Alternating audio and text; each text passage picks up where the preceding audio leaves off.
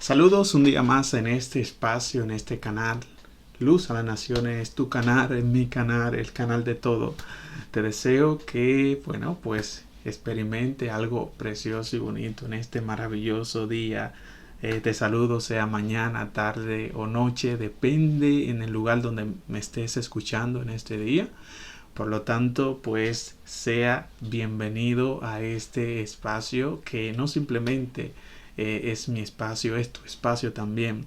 Sí, cuando una persona se suscribe al canal, valga la redundancia, no lo veo simplemente como un suscriptor más, sino lo veo como alguien que participa, que es participante de este pequeño y grande espacio a la vez. Y es que todo lo que nosotros decimos, aportamos, viene siendo como una gota de agua que cae en el mar. ¿Sí? Ese inmenso mar que nosotros vemos. No tratamos de tener jamás, yo en mi caso, la verdad absoluta porque quizá me queda muy grande. Sí, siempre nos quedará muy grande una sola persona tener la verdad absoluta. Tratamos de aportar contenido con valor, ¿sí? Que aporte cosas positivas a la humanidad. Y bueno, y para esto estamos, para crecer y avanzar. Así que suscríbete al canal si no lo has hecho, ¿no? Y no te vea, vuelvo y reitero, como un suscriptor mal de este o de muchos canales, sea otros canales de otras personas. No te vea como un número, ¿no? Vamos a vernos ya desde la unidad perfecta. Bueno, vamos a ver que nosotros vamos a exponer, que vamos a tratar, y es de los exilios que se vivió el pueblo de Israel. Cuando yo hago referencia siempre a la historia de Israel o a otra historia, llevémonos siempre o llevemos todas las enseñanzas, todos los estudios de una manera personal. No lo vamos a ver simplemente como un tercero. Ya hemos dicho que la historia es como algo circular que pasó pero que constantemente se vive repitiendo. Por lo tanto, todas las enseñanzas que yo trato de dar, yo me reflejo en esa historia, sí, me reflejo en esas enseñanzas y trato de llevarlo de una manera más personal. Los 4 exilios que se vivió en Israel, entre ellos son 5, lo que está pasando en Palestina y en los países árabes contra Israel, pues lo tratamos de llevar en un ámbito espiritual. Las guerras exteriores simplemente reflejan las guerras o los desequilibrios que nosotros tenemos en nuestro interior. Todo lo que pasa a nuestro alrededor simplemente y llanamente es un reflejo de nuestra vida interior, el desorden, el caos que llevamos interiormente. Todas las cosas es un reflejo. Por lo tanto, miremos la vida desde esa perspectiva. Bueno, el exilio de Israel trata de cuando los israelitas eran llevados de una manera cruel a otro lugar y desde lejos de su tierra eran maltratados en otro lugar. ¿Sí? Lo llevaban cautivo para que trabajaran el lugar de una manera pues un poco esclava. Esto refiere también a este sistema, cómo nos están esclavizando, poniéndonos a trabajar 12 horas, 10 horas al día, y cuando tú llegas a tu casa no te da deseo ni de comer, ¿sí? El cuerpo dolorido, no tienes tiempo ni para ti mismo, no tienes tiempo para tu familia, no tienes tiempo para otros, simplemente para el trabajo. Por lo tanto, la historia es un ciclo que se repite constantemente. Estamos viendo también uno de los exilios que se tuvo que vivir en Israel, en Egipto. Y yo creo que este fue uno de los primeros exilios que se vivió el pueblo de Israel cuando estaba en Egipto. Dice las escrituras en Éxodo que eran esclavos de los egipcios. Constantemente le multiplicaban el trabajo. Por lo tanto, esto hace un poco de reflejo y de reflexión de los tiempos que estamos viviendo. Hay que entender las escrituras, yo repito una y otra vez, para que se nos pueda quedar y podamos asimilar la realidad que estamos viviendo. Hay que entender las escrituras de una manera circular y no lineal. Circular quiere decir que la historia, los relatos bíblicos se repiten una y otra vez, ¿sí? Tanto en los tiempos anteriores como en este tiempo. Este círculo se puede romper cuando nosotros como humanidad establezcamos o elevemos el nivel de conciencia. ¿Qué es el nivel de conciencia elevada? Mirar la realidad de una manera más clara, mirar la percepción de la realidad de una manera más amplia, ¿sí? Que tenemos que entender de una manera u otra que la materia, lo que conocemos como materia, debe de estar a nuestra disposición, a nuestra disponibilidad. Por lo tanto, voy a adquirir, ¿no? Esta experiencia con la materia, pero entendiendo que la materia, esclavo de la materia, sino al contrario, la materia tiene que estar a mi disposición. Y ustedes ven cómo estamos corriendo constantemente del trabajo a la casa, de la casa al trabajo, y no vemos los frutos porque hay que trabajar, claro que sí, pero hay que trabajar con un conocimiento, ¿no?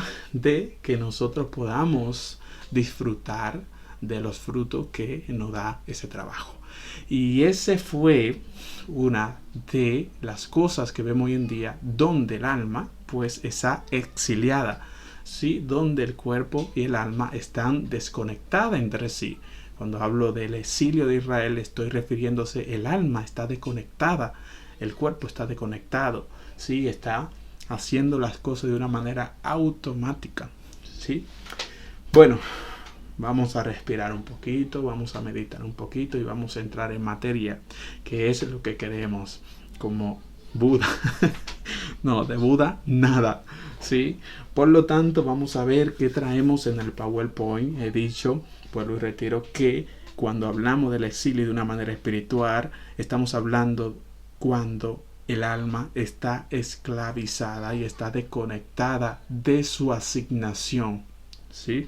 El alma está desconectada de su asignación, de su función, ¿sí? De su propósito de vida. Por lo tanto, vemos aquí que cada vez que el pueblo de Israel, representando el alma, y la tierra de Israel representaba el cuerpo, cada vez que esto se desconectaba, había problemas y problemas y problemas. La tierra no podía dar su fruto. ¿Por qué? Porque lo que le da vida al cuerpo, ¿qué es? El alma, ¿sí?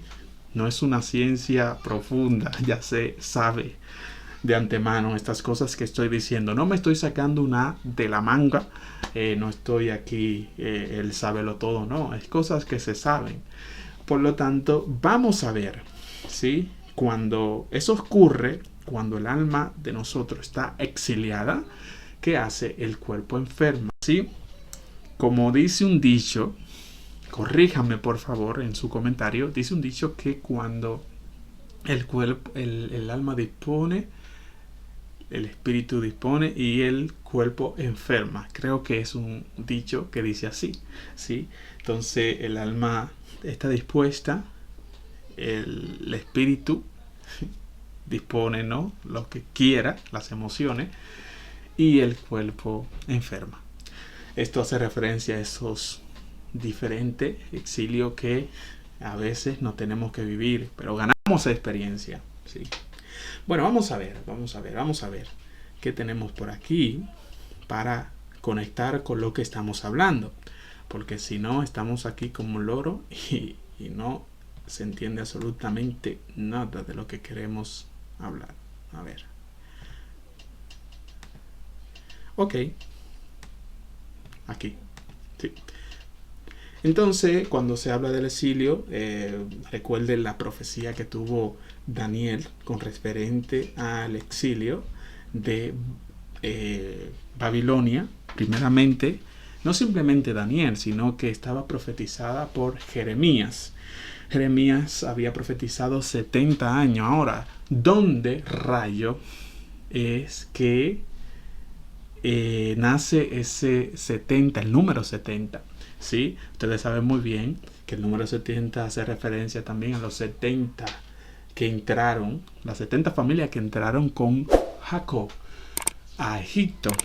También hace referencia de los 70 o 72 nombres de Dios. Y hay mucho número con referente, muchos versos bíblicos, algunos con referente al número de 70. Bueno, 70 fueron profetizados al pueblo de Israel cuando el profeta Jeremías pues estaba en ese momento profetizando. Por lo tanto, esto hace referencia a que los judíos, el pueblo de Israel, no dio descanso a la tierra durante 490 años. Si usted saca la cifra 490 años por 7, entre 7, dividido entre 7, da justo 70. Sí, entonces recuerden que cada 7 años había un año que ellos tenían que darle descanso a la tierra, ¿sí? A la tierra de Israel. No tenían que sembrar, es el año de jubileo, ¿no? Donde no tenían que sembrar y tenían que darle libertad, ¿no? A aquellos cautivos y tal. Ustedes saben más que yo, ustedes son unos cracks. Así que vemos aquí que, según el Midrash, dice que los judíos no le dieron ese descanso a la tierra de Israel por 490 años. Cuando usted, vuelvo y reitero, divide 490 por 7 da 70. Ellos se tuvieron que vivir ese cautiverio por no hacer pues lo que tenían que hacer. Así que cabezonas y cabezonas, descansen. También hay tiempo para todo. Hay tiempo para trabajar, que tenemos que trabajar, que tenemos que no cumplir con nuestro rol. Pero también hay momento para nosotros descansar, y en ese descanso vamos a retomar fuerzas, ¿sí?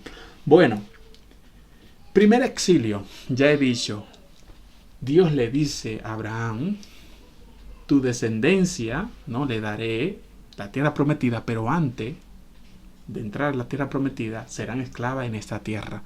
Le dice a Abraham, mira que serán esclavos por 400 años, dando referencia a Misraín, a Egipto, que quiere decir estreché, ¿sí? Por lo tanto, se vivieron 430 años. Bueno, primer exilio, estamos hablando ya en el año 730, 720, por ahí, más o menos, antes de Cristo. Se recuerdan también que la tierra de Israel se dividió en dos partes, ¿sí? Reinado del norte, Jeroboam, y reinado del sur, Roboam, o viceversa, ¿sí? El reinado del norte tenía ¿cuántas tribus? Y el reinado del sur tenía 2 tribus, la de Judá y de Benjamín. Sí, aquí vemos ya dividido el reinado. El primer reinado que se llevó el rey de Asiria fue las 10 tribus, conocidas como las 10 tribus perdidas de Israel. El Mesías, según se cree, cuando venga el Mesías prometido, va a tener que reunir a todo Israel, en este caso también las 10 tribus perdidas de Israel. Esa es una de las características que tiene que cumplir el Mesías, ¿sí? Reunir su pueblo en la tierra de Israel. Bueno, fueron llevados, según los historiadores y según tenemos datos, en el 722. Recuerden esta fecha, los primeros reinados del norte. Luego viene el Nabucodonosor, ese personaje muy conocido por cada uno de ustedes. Saben que Nabucodonosor está en Daniel capítulo 1, en el capítulo 2 habla también de este personaje, rey de Babilonia. Por lo tanto, se lleva al reinado del sur, y esto conlleva a destruir el templo que fue hecho por Salomón, el primer templo. En el 605, perdón, al 686 fueron pues llevados cautivos el reinado del sur, ¿sí?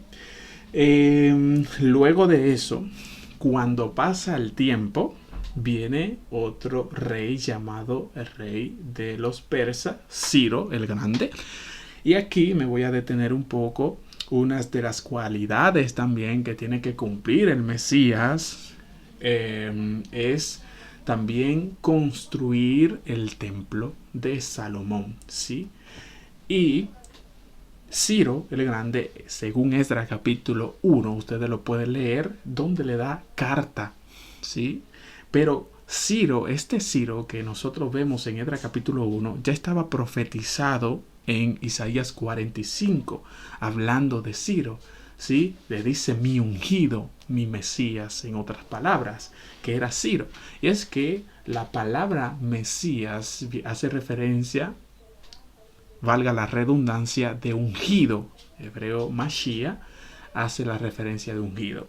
Por lo tanto, cuando se habla del Mesías, quizás se está hablando de un título dado a un personaje para que cumpla un rol en específico. Ojo con esto. Cuando se ungía a alguien como rey, como Mesías, era que tenía que cumplir un rol en específico. Quizás no estaba hablando de un personaje, de una sola persona en específica, sino de varias personas que tenían este rol. ¿Para qué? Para restituir, para restaurar el reinado de Israel, etc. etc. ¿Sí? Bueno, no voy a hablar de los procesos, ¿no?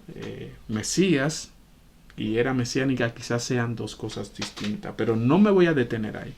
Por lo tanto, en el año 539 a.C., ¿sí?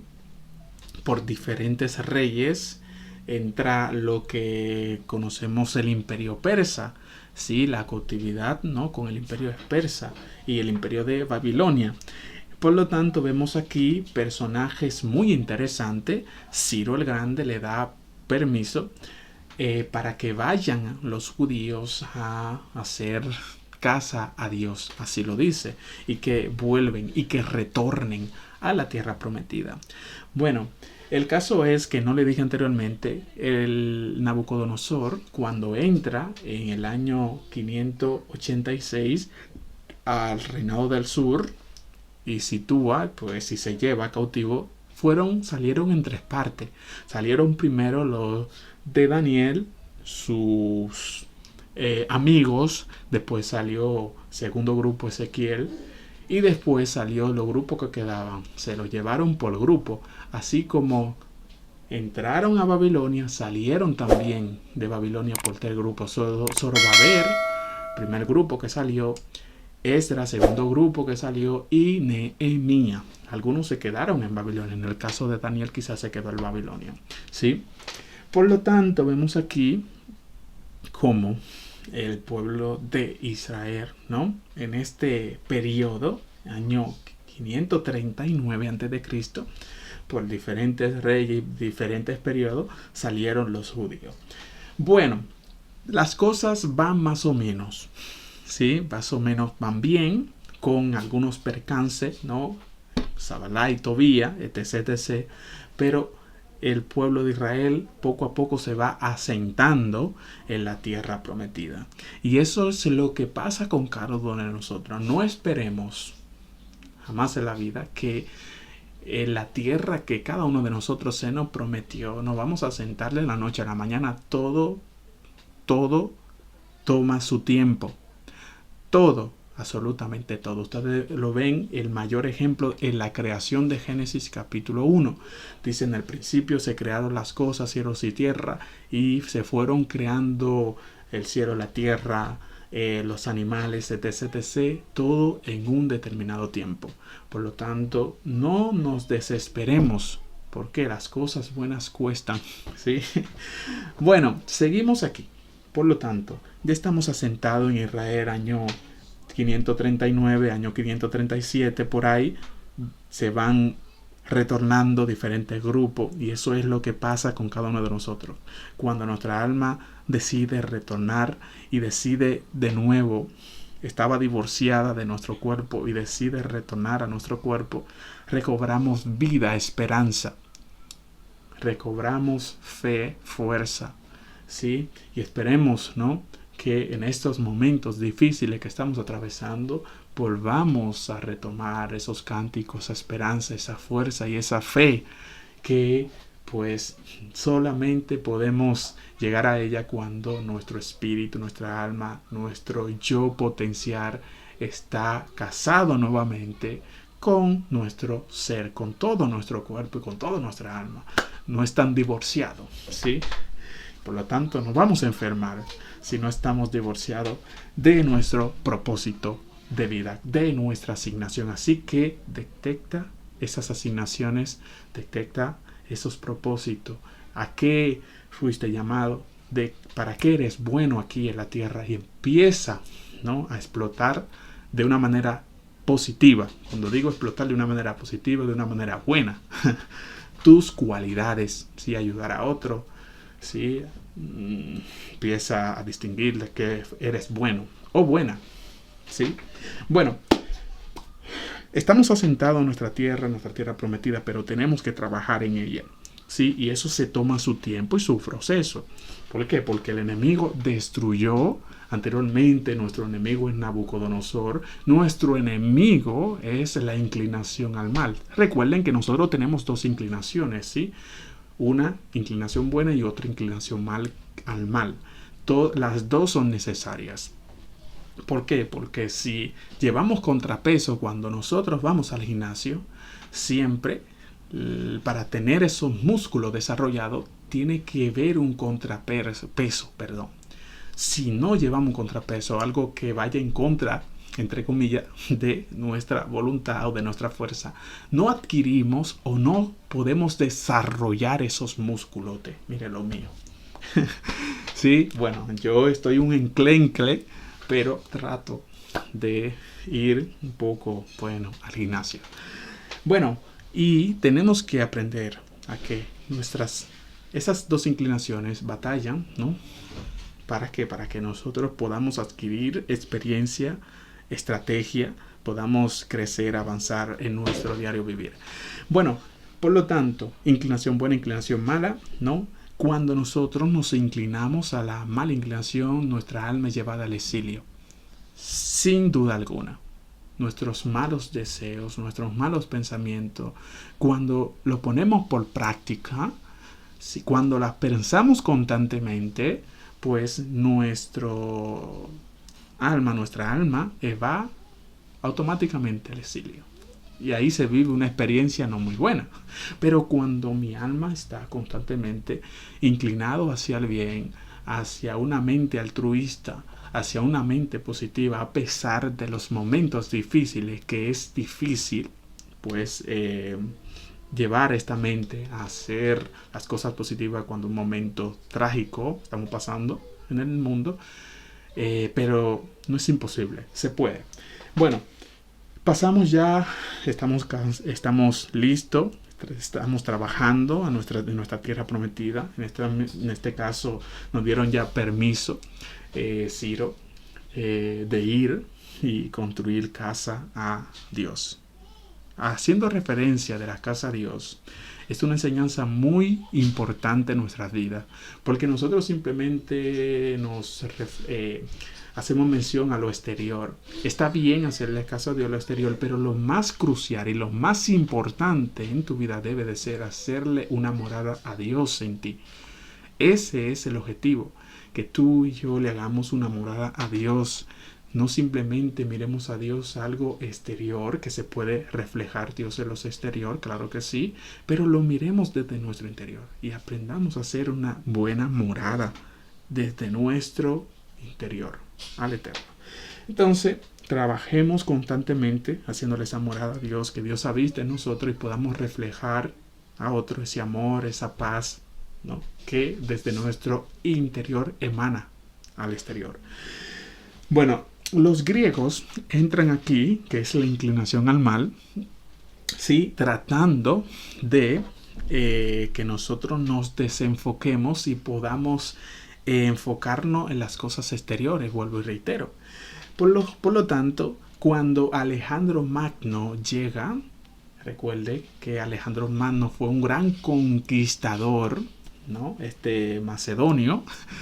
Por lo tanto, esto lo vamos a mirar como aquellas cosas exteriores que nos quieren dominar, que quieren pues que nosotros las asimilemos y quiere que nosotros perdamos nuestras identidades. Esto es lo que trata de hacer el helenismo, en este caso de que nosotros nos desenfoquemos de nuestras asignaciones, nuestra función aquí y enfoquemos más nuestra mirada en las cosas exteriores, ¿sí? Había también una escuela filosófica, una ideología filosófica que ellos se enfocaban en las cosas exteriores, en dar discursos buenos, en vestir bien, en andar bien en la materia y se desenfocaban en las cosas espirituales, ¿sí? Dejaban a un lado las cosas espirituales y se enfocaban más, ¿no? en la materia, eran materialistas. No sé si el orfismo era esta ideología que estoy hablando hoy en día. Pero aquí los griegos tratan de hacer perder a los países que ellos conquistaban, colonizaban, hacían perder su identidad y querían imponer la identidad de ellos. ¿Sí? Que era el helenismo. Esa era la ideología de Alejandro Magno y más adelante de sus seguidores. Sí, Alejandro Magno en su expansión llega hasta Jerusalén, nuestra tierra prometida, ¿no? ¿Qué está haciendo el sistema? Tratando de que nosotros, con tantas cosas que tenemos a nuestro alrededor, tratar de que nosotros perdamos nuestros enfoques, perdamos nuestra identidad y nos enfoquemos y perder nuestra visión, nuestra asignación. ¿Sí? Aquí vemos Alejandro Magno 333, no es el sello de la bestia, este es el 333, señores. 333 antes de Cristo llega a Jerusalén, pasa por algunos países, conquistado, claro está, ya por él, y llega a Jerusalén y muere este personaje. Para no narrarle toda la historia, muere este personaje en el 323 a.C. Pero los generales se reparten las tierras conquistadas por Alejandro Magno. Sí, y entre ellos, por ejemplo, nace el imperio Seleucida, los sirios, sí, por los Epífanes. Todos se llamaban iguales, parece, ¿no? Epifanio 1, Epifanio 2, Epifanio 3, Epifanio 4, etc, etc. Y por Ptolomeo, se quedó Ptolomeo en Egipto. Maravilla de Egipto. Se quedó. Y así también Ptolomeo 1, Ptolomeo 2, y ya ustedes saben. Y Cleopatra 1 y Cleopatra 2 y Cleopatra 3. A veces pensamos que era una sola Cleopatra, pero había muchísimas Cleopatra y ponían pues por nombre. Eso es lo que pasa también en España aquí. Y en muchos países, ¿sí? Que le ponen 1, 2, 3, Carlos 1, Carlos 2, Carlos 4, etc, etc. Bueno, pues estamos en el 323. Los griegos ya sus narices la meten en Jerusalén y tratan de cambiar muchas cosas, por ejemplo las tradiciones y esas cosas, sí, tratan de cambiarla. Por lo tanto, esto hay que tener mucho cuidado, ¿sí? Con estas personas. Estoy dándole así rápido ya porque lo he dicho sin poner la diapositiva. Ya ven ahí la salida de los judíos, que fueron a tres partes distintas de una manera progresiva. Aquí está el hombre, Alejandro Magno, ¿sí? Por lo tanto, vemos Alejandro Magno muere y pues le sucede, se reparte la tierra en sus generales. Esta profecía también se cumple en Daniel cuando él habla de esto. Daniel habla de esto, ¿no? Voy a dejarlo tal cual, discúlpenme. ¿sí? Por lo tanto, vemos aquí que los sirios se van repartiendo, lado de Siria, Seleucida, y Egipto, por una parte. Bueno, Ptolomeo II, Soter, recuerden que fue que trató de dar la interpretación de la Torá del hebreo al griego, ¿sí? Lo que conocemos como Septuaginta, ¿sí? Entonces, también esto lo podemos ver en la historia, ustedes lo pueden ver en el siglo 3 antes de Cristo. Por lo tanto, vemos aquí disculpen que están gritando mi hija, y cómo esta transición, ¿no? Esta traducción del hebreo al griego pasa por Ptolomeo. Bueno, Antíoco IV, recuerden que eran todos Antíoco I, segundo, tercero y cuarto, y los macabeos. Los macabeos somos cada uno de nosotros aquellos que tratan de luchar por su identidad, por no perder su identidad, por no perder sus valores. Esto son lo que representan los macabeos, aquellos que se levantan. Era una minoría, una familia, los macabeos, ¿sí? Se levantaron en contra, ¿no?, de aquellos edictos que fueron escritos o dados por Antíoco IV Epífanes, que la palabra Antíoco Epífanes quiere decir Dios manifestado.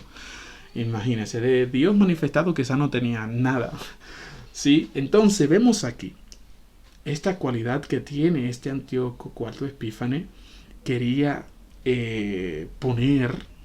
quería a la mala implantar el helenismo. Y recuerden que el helenismo es desarraigar completamente aquellas identidades que tenían otros pueblos, otras naciones, e implantar su cultura a la mala. Eso es el helenismo, ¿no? Colonizar a la mala. Y no respetaba, ¿no?, las tradiciones, en este caso de los judíos, la esencia de los judíos. Por lo tanto, esta ideología no respeta la ideología, las tradiciones de la cultura de otros países, cuando la cultura enriquece. La cultura de otros países, siempre y cuando es buena, enriquece a los demás países. Estamos interconectados. La cultura de Japón, la cultura de Israel, la cultura de otros países, siempre y cuando sea buena, me va a enriquecer a mí. Y yo pues no trato de destruir absolutamente ninguna de la cultura, ¿sí? Porque estamos, vuelvo y reitero, interconectados unos a otros y podemos enriquecernos cada vez más. Bueno, entonces, señor, ustedes ven ahí, Antíoco, del imperio Seleucida en Siria, trata de prohibir los sacrificios que se acostumbraba a hacer todos los días, saqueó toda la ciudad, mató a muchos y a otros con su mujer e hijo, después de haber levantado un ara en el lugar donde estaba el antiguo altar de los sacrificios. El rey sacrificó cerdo. Imagínense, era usurpador de la identidad de otros, ¿sí?, de la costumbre de otros. Entonces se levanta macabeo que tenemos cada uno de nosotros en contra de estas manifestaciones exteriores, en contra de este helenismo, ¿sí?, que nos quiere ahogar y quiere ahogar nuestras tradiciones, nuestra cultura. ¿Quiénes somos? Nuestra identidad. Sabemos que el pueblo de Israel, ¿no?, se ha mantenido a lo largo de la historia tratando de sobreguardar su cultura, su identidad. Por ejemplo, la identidad de los judíos, una de ellas es la circuncisión. Señor quería prohibir la circuncisión y lo hizo. La identidad, por ejemplo, también, o la cultura que tenían de hacer sacrificio cuando estaba el templo. Señor quería quitar eso, anular todo eso, quería imponer a la mala su cultura helenista. Muchos judíos en ese entonces también abrazaron la fe helenista, la ideología helenista, adoptando así muchas ideas del helenismo, muchos judíos. Por lo tanto, vemos aquí, ¿no? Peligro exterior con de toda la fuerza.